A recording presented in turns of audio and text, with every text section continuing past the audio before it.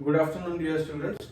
Now, talking about today's topic, it's the last big nerve of the upper limb, that is the radial nerve. It's a very important nerve, slightly different from the two nerves that we had seen earlier. So, we'll talk about the radial nerve today. Okay. Before I start, again the same request which I want to make to all of you is that this videos, I am taking a lot of efforts to make the videos. I am stressing on important points, how to learn the answers or what is important in the answer.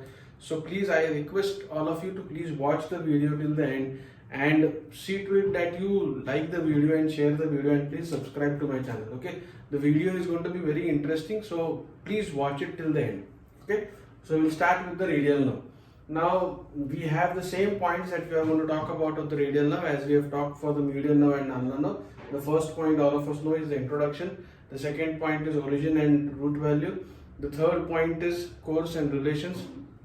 Fourth point is branches, and the last point is applied anatomy. Okay, so we are going to talk about the radial nerve. Now, radial nerve is the most important nerve of the back of the upper limb. Okay, now this is in contrast to the median nerve and ulnar nerve which we had seen earlier.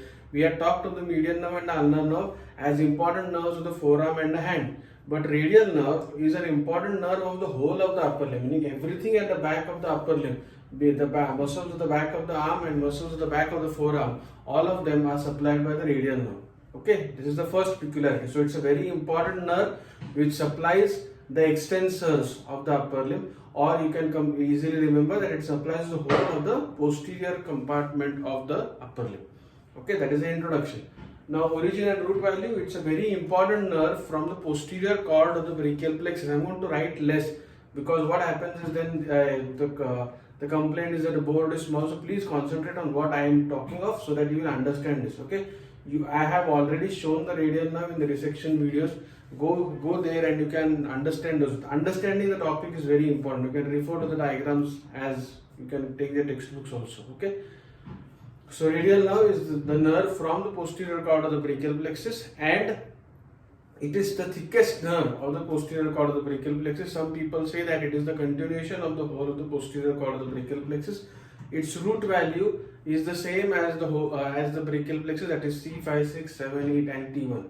Okay, so it's the dorsal divisions of all these nerves that are going to unite to form the radial nerve. Okay, so that is the origin and root value. The next point is the course and the relation. Now please understand this point, very important. Radial nerve is a very interesting nerve when you go to talk about the course and the relation. Now the median nerve and the ulnar nerve were the course was there in the axilla, then in the arm, then in the forearm and the hand. The radial nerve also has a similar course, but there are some unique differences between the median nerve, radial nerve and ulnar nerve. Now first point, after coming from the posterior cord of the brachial plexus, the nerve will enter the axilla. So what formula you have to remember? Because it is coming from the posterior cord of the brachial plexus, this nerve is going to be posterior to the third part of axillary artery. That simple formula you should remember. Posterior cord of the brachial plexus, so it will be posterior to the third part of axillary artery. So in the axilla, the nerve is going to be posterior to the third part of axillary artery. Okay. Then it will leave the axilla. Now here, it will enter the arm, but it will enter the arm into a very important space. This we have already done. We have talked about triangular and quadrangular spaces around the scapula. So you know that this is the upper quadrangular space, this is the upper triangular space, this is the lower triangular space. So the nerve will come into the posterior compartment of the arm, and before entering entering into the posterior compartment of the arm, it is going to travel through the lower triangular space. And in the lower triangular space, it is accompanied by what? It is accompanied by profunda brachii artery. Okay, so that is very important. And here it is going to lie in the radial groove. Okay, so it is going to come into the arm. It is going to lie in the lower triangular space. It is going to be accompanied by profunda brachii artery. It is going to be lying in the radial groove. Now please understand this. So this is going to be like this. It is going to pierce the lateral intermuscular septum. Ulnar nerve was piercing medial intermuscular septum. So this nerve is posterior.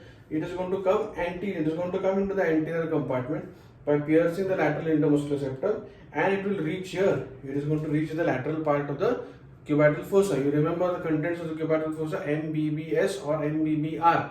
R meaning superficial branch of radial nerve. So that is what is going to come here. So radial nerve proper, meaning it is going to end here. I repeat. It starts from the posterior cord of the brachial plexus. it will come into the axilla, it is going to lie posterior to the third part of axillary artery, it leaves the axilla, it comes into the posterior compartment of the arm, it is going to lie in the lower triangular space, it is going to be accompanied by the profunda brachii artery, and it is going to pierce the lateral intermuscular septum to enter the anterior compartment of the arm, and it is going to reach the cubital fossa, and just beneath the brachioradialis or just underneath the brachioradialis, it divides into superficial and deep terminal branches. This is how you have to remember the course of the radial nerve, because then you have to understand the course of the superficial terminal branch and the deep terminal branch. Okay, this is how you have to clear. This is how it is different from the median nerve and the ulnar nerve. Okay, I hope you have understood this. Now, the next point is that here at the lateral border of the cubital fossa, this nerve is going to divide into superficial and deep terminal branches. Now we'll talk about these branches. Okay, because radial nerve is over now. Now radial nerve has divided into superficial terminal branch and deep terminal branch. Now this superficial terminal branch, which is given here at the lateral end of the cubital fossa, this is going to travel in the front of the forearm like this. So if you can see this, it is going to travel in the front of the forearm. It is going to be accompanying the radial artery as it is going to go there, and then it is going to turn here. It is going just about 5 to 7 centimeters above the wrist joint. It is going to take a turn along the lateral border of the radius. It is going to travel through this anatomical snuff box and reach the dorsum of the hand. Okay, it is going to reach the dorsum of the hand. So it is going to travel from here. It is going to take a turn like this, and it is going to reach the dorsum of the hand. And here it is going to divide into cutaneous branches, and it is going to supply lateral 3.5 digits. 1, 2, 3.5 digits on the dorsum of the hand. I'll repeat. The superficial terminal branch is the smaller branch of the radial nerve given at the lateral end of the cubital fossa.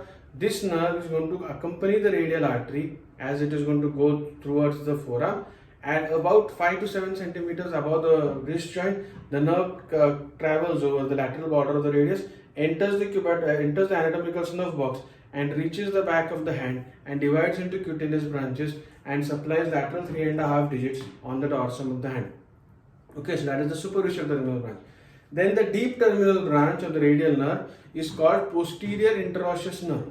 Okay, the deep branch of the median nerve was called anterior interosseous nerve. The deep terminal branch of the radial nerve is called posterior interosseous nerve. Now again, this nerve is going to be given here, just at the cubital fossa. It is going to pierce the supinator. Okay, the supinator is a muscle here, deep muscle of the forearm. It is going to pierce the supinator and enter the posterior compartment of the forearm, and it is going to run over the posterior compartment of the forearm and reach the back of the wrist. Here it is going to reach the back of the wrist and end as a pseudoganglion. Clear? So that is the course and relations of the radial nerve. I hope you have understood this. The next point is the branches of the radial nerve. Now here again, the branches of the radial nerve, like all the other nerves, you should remember 3 types of branches: muscular branches, articular branches, and cutaneous branches.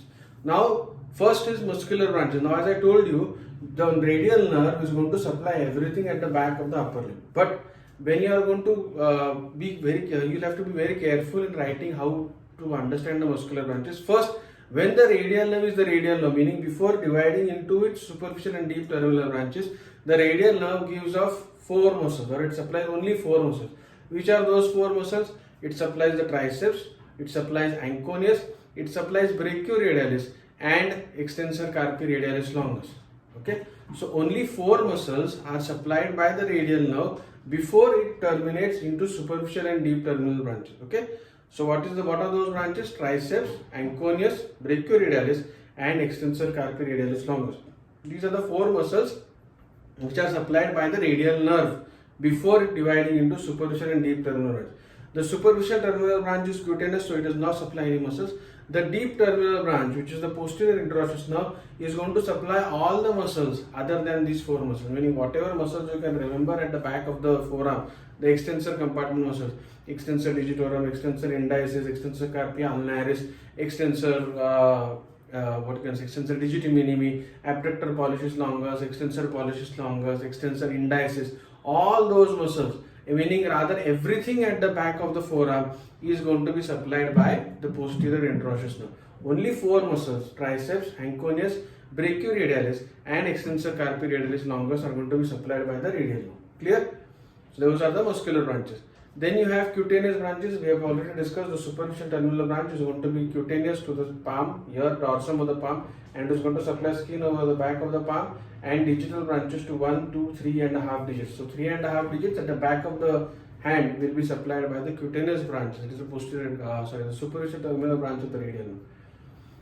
The articular branches of the radial nerve will be given to the elbow joint, to the wrist joint, and probably to the shoulder joint also. Okay, so those are the articular branches. I hope you have understood. This is the understanding of the radial nerve.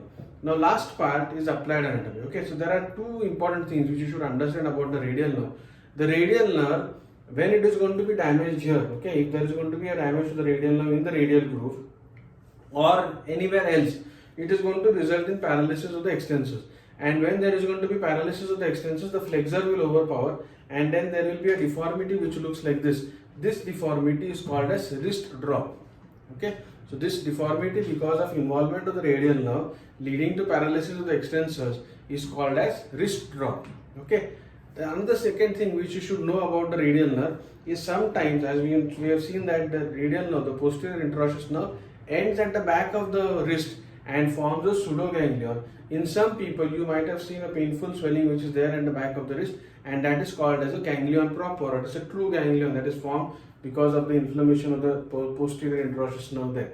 Okay, and the third important thing which you should know about the radial nerve is called as a palsy of the radial nerve. Palsy meaning a temporary weakness which results because of compression of the radial nerve in the radial groove, and that kind of palsy is called as Saturday night palsy. Okay, Saturday night palsy is a condition where a person generally on Saturday nights, when Saturday Sunday is a holiday, Saturday night a person who boozes off or drinks a lot of alcohol and he lies down in the chair like this, and this part of the arm is going to be resting against the arm of the chair, and then the radial groove is here. So the arm of the chair and this part are going to be in close contact for a quite long time. The person is going to go to sleep there, and then when he wakes up in the morning, he finds a temporary weakness in the extensors, and this kind of palsy is called as Saturday night palsy. Okay, so this is about the radial nerve. I have made this purposely short. I have not gone into the extra details of all the things. I have purposely not drawn the diagram so that you concentrate on how I am talking about the nerve